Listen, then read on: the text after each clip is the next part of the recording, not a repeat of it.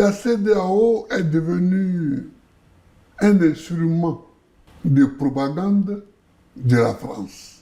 Est-ce que ce n'est pas honteux qu'à Addis Abeba, le siège de l'UA soit construit par une puissance étrangère? La Chine. La Chine. C'est honteux. Est-ce que ce n'est pas honteux que le fonctionnement de l'UA au quotidien à Addis Abeba soit financé par l'Union européenne? C'est pas honteux. Moi, je vais me battre jusqu'à la fin de ma vie. Les combats de Nkrumah, de Lumumba, ce n'est pas achevé. Le problème, c'est que le gouvernement français dirigé à l'époque par Nicolas Sarkozy ne voulait pas du tout me voir. Il était si influent que cela? Il vous faisait si peur que ça? C'est pas une question de peur. Mais c'est d'abord un étonnement de voir le chef d'État français me demander l'argent. Moi, j'étais étonné. Tout ce cirque qui a duré des années et qui a coûté des milliards n'a été fait que pour moi. Mais c'est une grande injustice. C'est une grande injustice pour la Côte d'Ivoire. Moi, au moment des faits, j'étais chef d'État. Un chef d'État n'est pas jugé comme ça. Si nous voyons que 3 États ont quitté la CEDEAO pour créer l'AES, il faut se demander pourquoi. Salut tout le monde, voici une magnifique interview publiée par Afomedia et repartagée par la suite sur la chaîne YouTube de Alain Foka. Dans la vidéo, dans l'interview, Laurent Gbagbo revient sur un ensemble de choses liées à son passé, mais donne également son avis sur la situation globale actuelle du monde, en passant par l'Ukraine, le Moyen-Orient et j'en passe. J'ai fait une synthèse de l'interview pour vous montrer les points que j'ai trouvés les plus pertinents à mon avis. Il va parler de toute la violence qu'il a subie. Il va encourager la dynamique de l'AES, bien évidemment, remettre en question la légitimité de Ouattara, l'actuel président de la Côte d'Ivoire. Il va même faire en sorte qu'on se demande, qu'on pose la question de à quoi sert la francophonie. Et même plus, puisqu'il va expliquer en quoi est-ce que la CEDEAO et l'Union africaine ne servent à rien au peuple africain, au peuple qu'ils sont censés servir. Si vous voulez l'interview intégrale, ça dure un peu plus d'1 heure, 1h05 ou 1h06. C'est disponible sur la chaîne YouTube de Alain Foka et sur le site internet de Afomedia. Je vous laisse donc suivre l'interview et on se retrouve en fin de vidéo. 10 ans à la tête de la Côte d'Ivoire, 7 ans à la prison de la Cour pénale internationale. 3 ans après son retour dans son pays, après avoir été acquitté à La Haye, à bientôt 80 ans, il repart à la conquête du fauteuil présidentiel.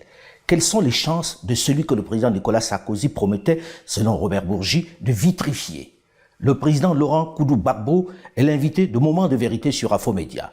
Bonjour, monsieur le président. Bonjour. Alors, il y a quelques semaines, votre parti, le PPACI, vous désignait comme le candidat à la prochaine présidentielle. Oui. À 80 ans, que pensez-vous faire que vous n'ayez pu faire pendant que vous étiez président, pendant 10 ans? À 80 ans, est-ce que vous avez encore la force de pouvoir vous lancer dans une telle bataille? On se bat. Moi, je me bats depuis que j'ai à peu près 18 ans. Je me bats pour la Côte d'Ivoire, mais je me bats surtout pour l'Afrique. Mais se battre à 80 ans, on est un peu diminué, monsieur le président, non? Non, non. Il ne faut pas juger comme ça.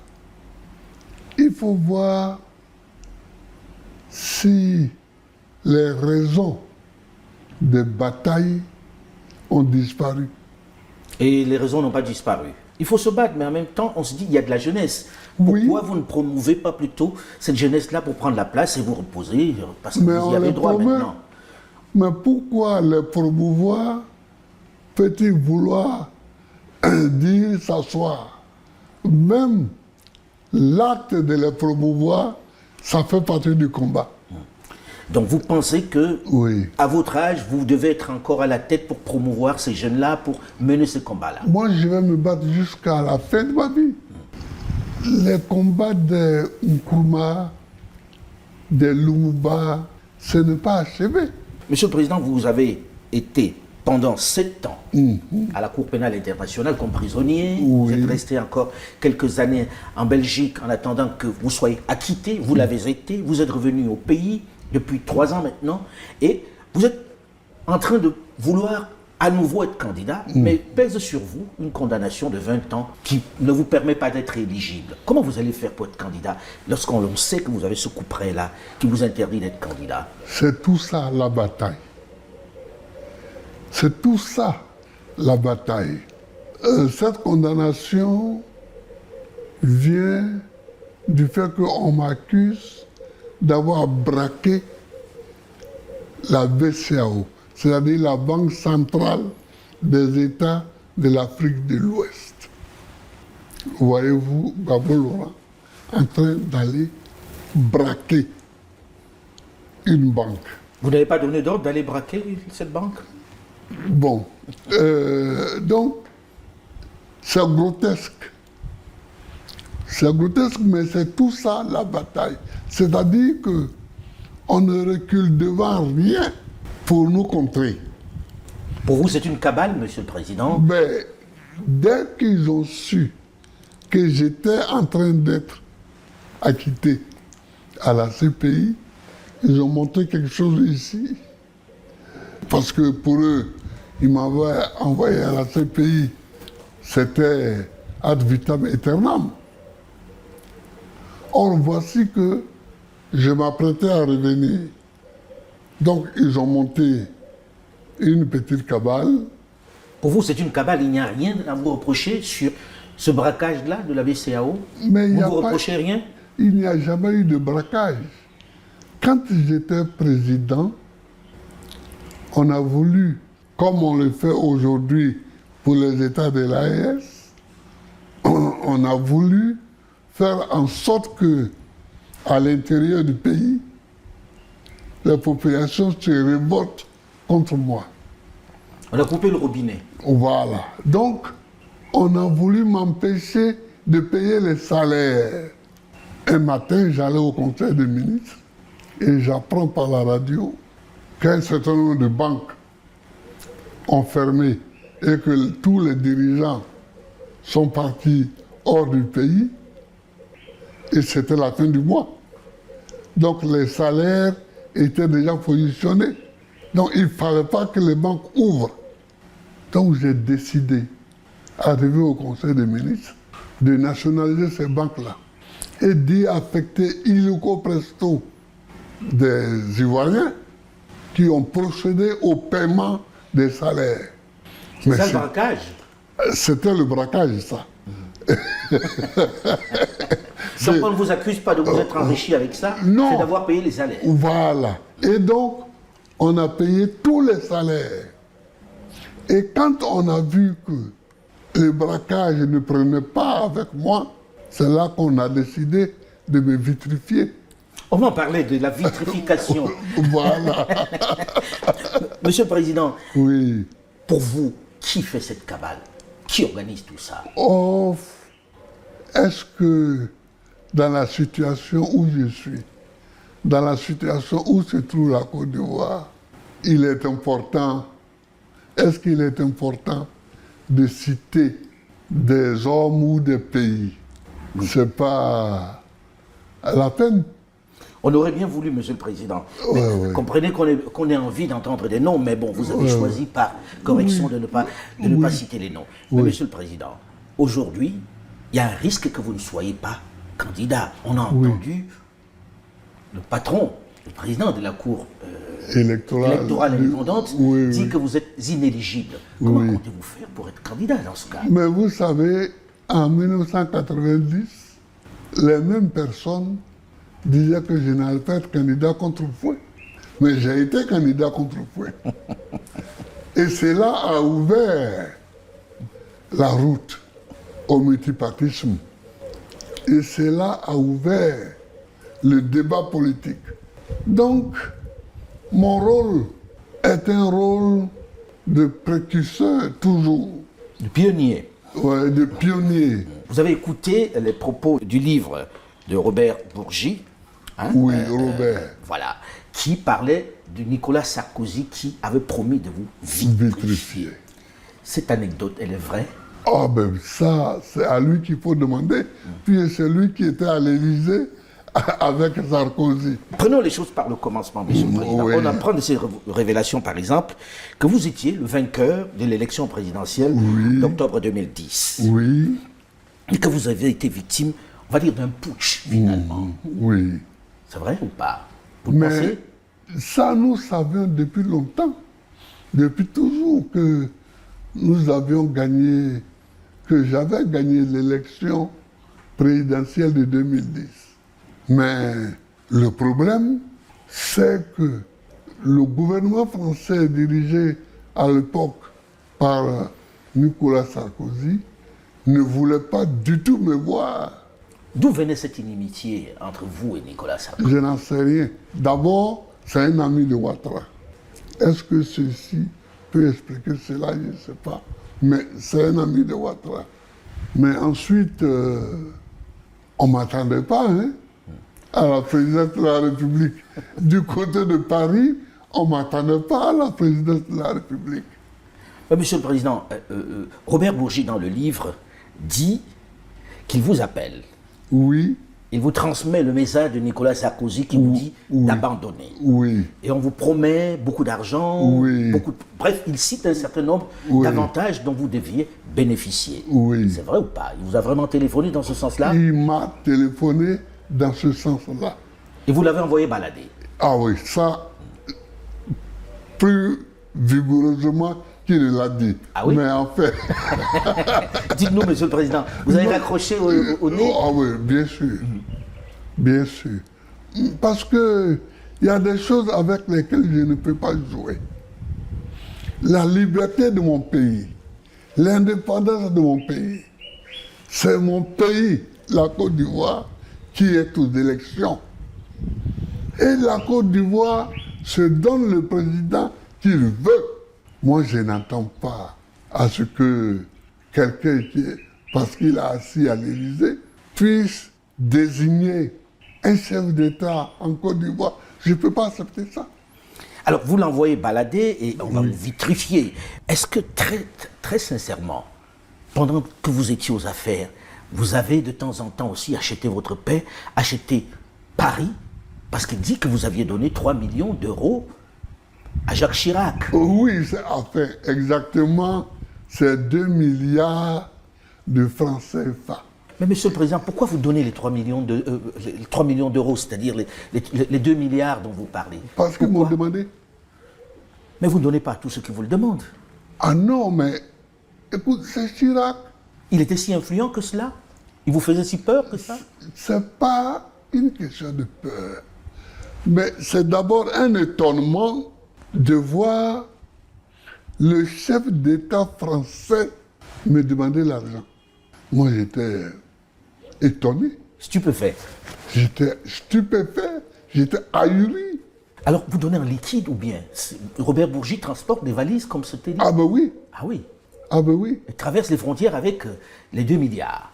Waouh. Et Mais après ça, ils vous ont fait ce qu'ils ont fait, Monsieur le Président. Vous ne leur avez jamais parlé? non, mais... Et Chirac, au moment où il reçoit l'argent, il m'appelle, Laurent, je ne suis pas un ingrat. Ah, il vous a dit ça?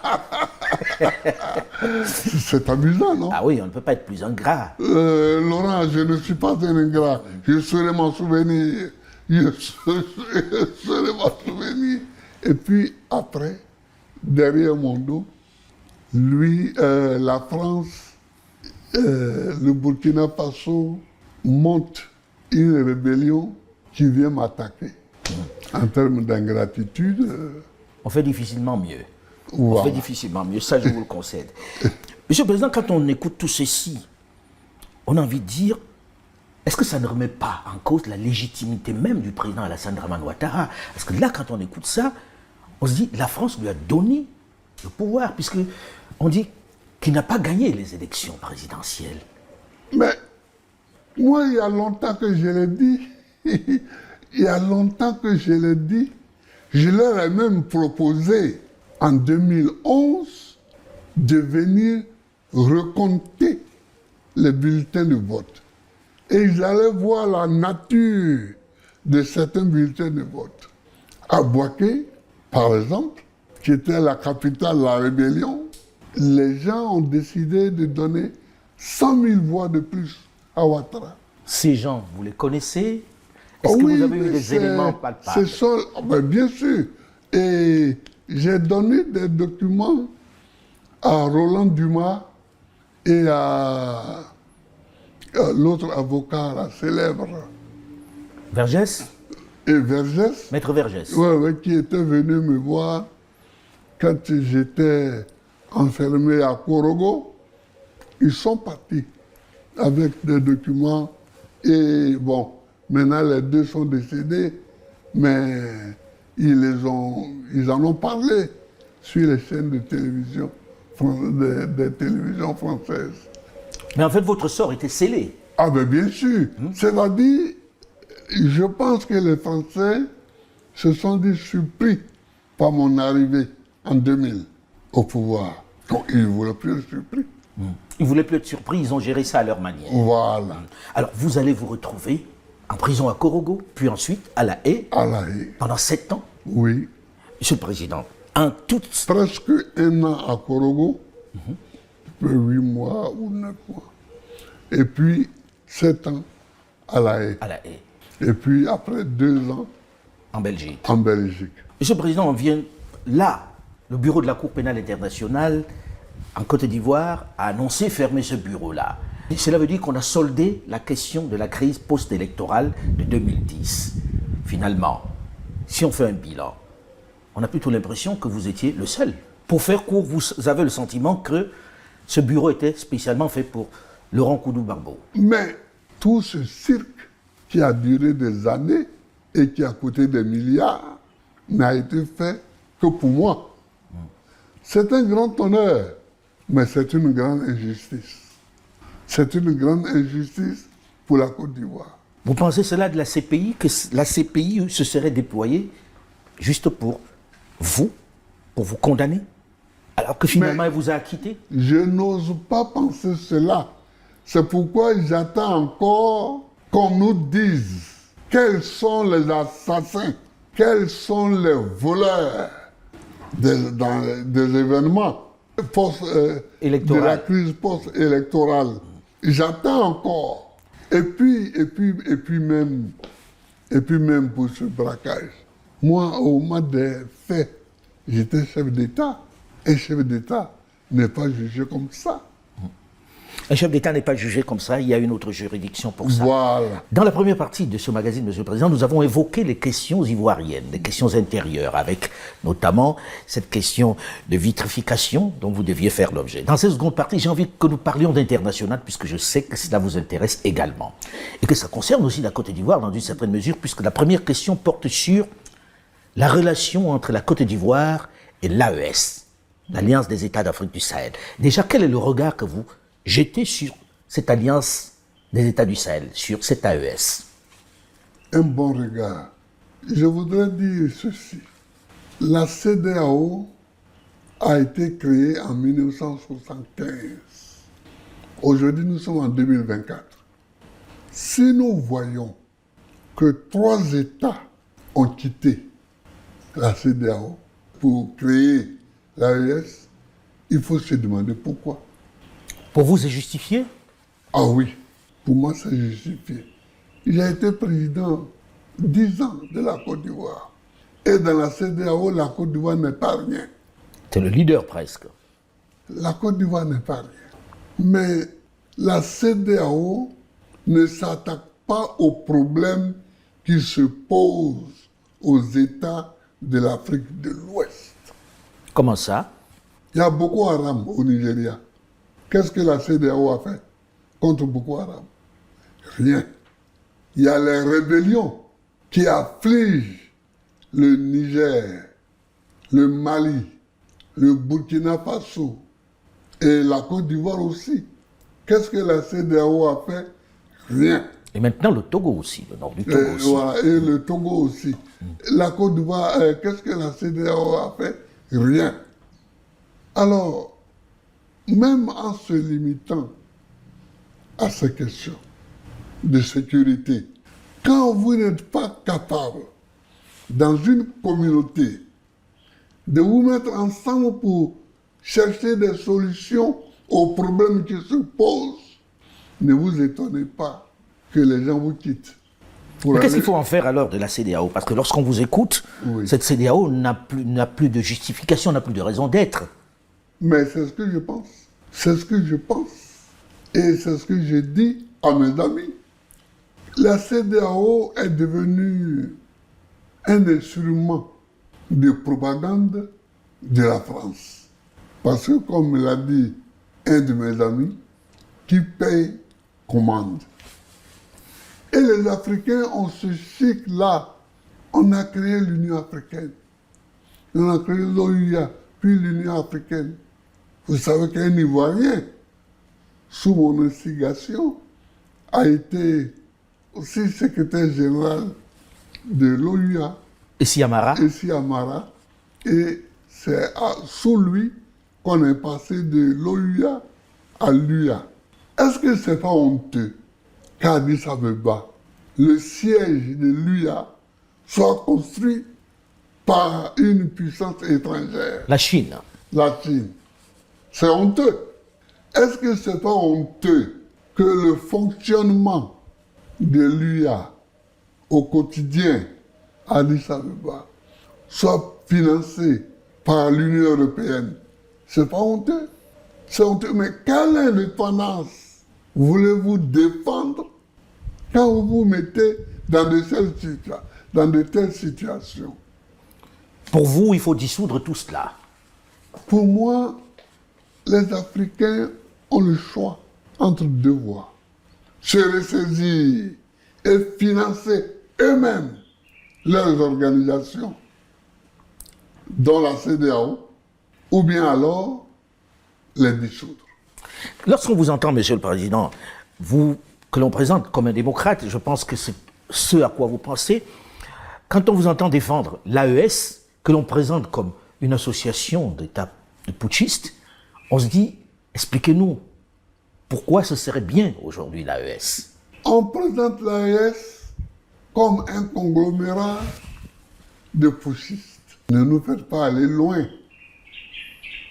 Au Mali, au Niger, au Burkina Faso, il y a eu des coups d'État militaires. Il y en a eu aussi en Guinée, au Gabon, au Tchad. Deux remarques. Pour ceux qui critiquent les dirigeants de l'AES et les traitent de putschistes, il y a deux sortes de coups d'État. Les bons coups d'État et les mauvais coups d'État. Mais moi, je ne rentre pas dans ce jeu-là. Ah oui, quand je vois que certains chefs d'État occidentaux couraient quasiment au Tchad pour adouber. Je sais que vous faites allusion au président Macron qui est allé à l'enterrement et qui a adoubé le fils d'Ebi. Oui, je n'ai pas dit son nom.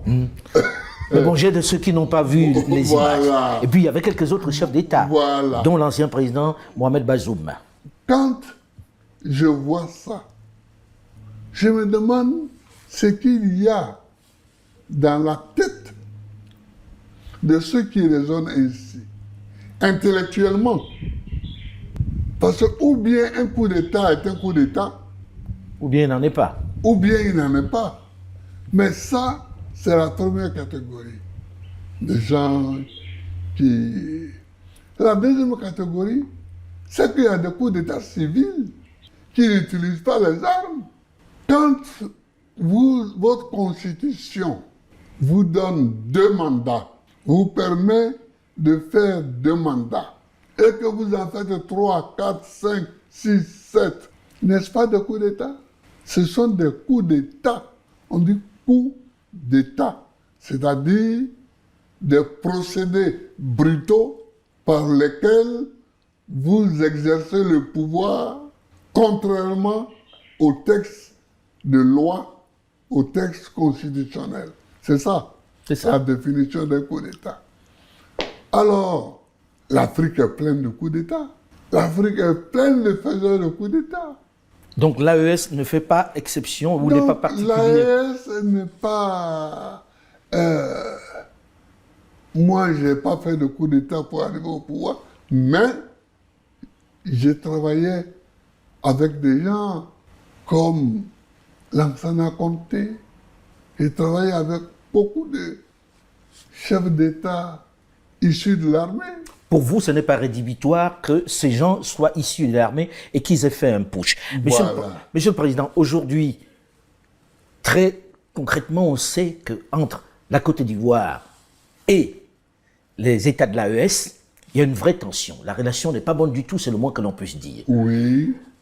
Imaginons que vous soyez aux affaires aujourd'hui. La relation va s'améliorer. Vous rétablissez les relations avec l'AES. Oui, parce que je vais les considérer comme des États, tout simplement. Comme des États qui ont leurs dirigeants, qui sont arrivés au pouvoir par leurs moyens. Mais enfin, je ne peux pas recevoir le président gabonais. Olingi Nguema? Oui, Nguema, ici, et puis rejeter Ibrahim Traoré. Ou Assimi Goïta. Assimi Goïta, ou bien Tchani. Tchani. Monsieur le Président, Oui. ok, vous êtes, on imagine, hein, c'est un scénario, vous Oui. êtes aux affaires, vous rétablissez les relations avec eux. Oui. Est-ce que vous pensez que cet AES doit s'étendre à d'autres États voisins? Vous pensez que c'est plus viable en remplacement des autres institutions, des autres États qui sont dans la région et qui, d'après vous, sont tenus par d'autres? Mais ça dépend, justement, tenu par qui et pour faire quoi. Voilà les deux questions. Moi, je pense qu'il faut régler le problème monétaire. Le CFA? Oui, le problème monétaire. Et trouver donc une raison valable pour s'associer. S'associer sur la base d'un projet économique, alors, D'un projet monétaire. monétaire. Clairement. Parce que ce n'est pas la peine d'aller à la CEDEAO pour avoir encore 4, 5, 6 monnaies, 7 monnaies. Ce n'est pas la peine. Vous comprenez? Il est temps, aujourd'hui, depuis 1960, que l'Afrique règle ses problèmes monétaires. Son problème monétaire. Monsieur le Président, j'ai envie que nous évoquions aussi, puisque vous parlez de l'ONU, vous avez parlé de la CEDEAO tout à l'heure, vous avez parlé de l'Union africaine, la francophonie. Le rôle de la francophonie, on vient d'assister au sommet de la francophonie il y a quelques semaines, où on parlait de la paix, de la démocratie. Croyez-vous en elle? Comment peut-elle impacter? Quel est le rôle qui doit être le sien? Moi, la francophonie, je n'ai jamais bien compris ce qu'elle fait.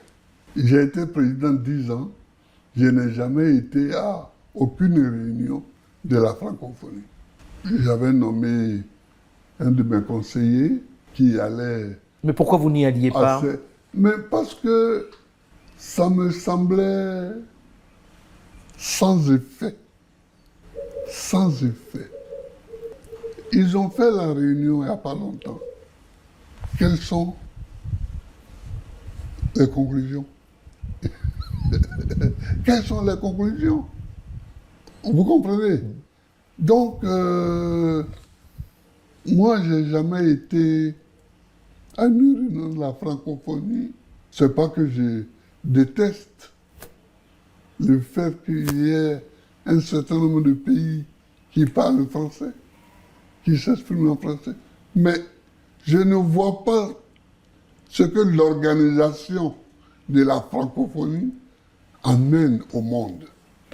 Je ne vois pas. En tout cas, merci, Monsieur le Président, de nous avoir reçus. Merci. Merci de nous avoir accordé cet entretien. Voilà, j'espère que vous avez apprécié autant l'interview que moi. L'âge et les défis que ce monsieur a surmontés n'a retiré en rien à Gbagbo sa pertinence. Ça ne lui a absolument rien retiré. Bien au contraire, c'était tout un plaisir de comprendre les enjeux qui se sont passés quand on était bien trop jeune. Il a révélé beaucoup de vérités et a raconté sa version de l'histoire. J'attends vos avis en commentaire et on se retrouve dans une prochaine vidéo.